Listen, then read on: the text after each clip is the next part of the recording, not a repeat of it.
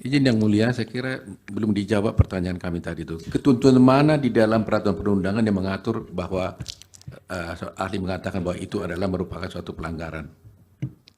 Mohon diulang. Tadi kan pertanyaan saya adalah, dengan kalau ada kata-kata bahwa penetapan Gibran sebagai calon presiden itu, ahli mengatakan itu kan suatu pelanggaran. Saya minta ahli menunjukkan di Itu mana peraturan pendapat itu. kan kesimpulan beliau, Prof. Ya, jadi begini, di dalam Undang-Undang Pemilu dan juga dalam peraturan KPU nomor 19, syaratnya itu kan 40 tahun. Sementara pada saat pendaftaran, Gibran itu belum berusia 40 tahun. Peraturan yang saat itu berlaku, peraturan KPU nomor 19, itu mensyaratkan itu. Adapun syarat tambahan itu kan ada pada putusan MK. Ya. Jadi saya hanya melihat dari situ. Ya, kalau aturannya ahli tidak bisa menjelaskan.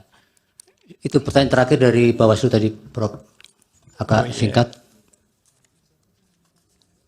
Bapak tahu tidak ada putusan tentang DPD dulu, kalau tidak bisa.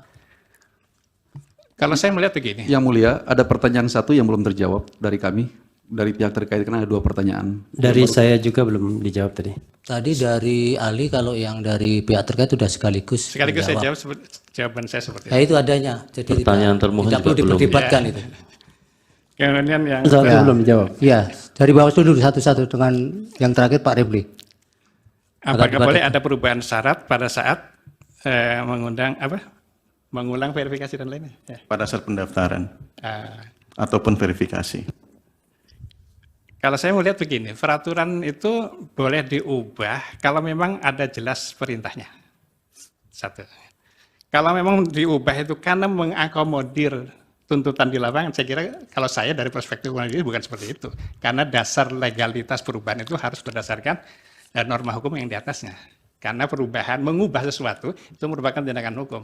Dan tindakan hukum itu dalam konteks hukum administrasi harus berdasarkan legalitas behinsel, atas dasar legalitas.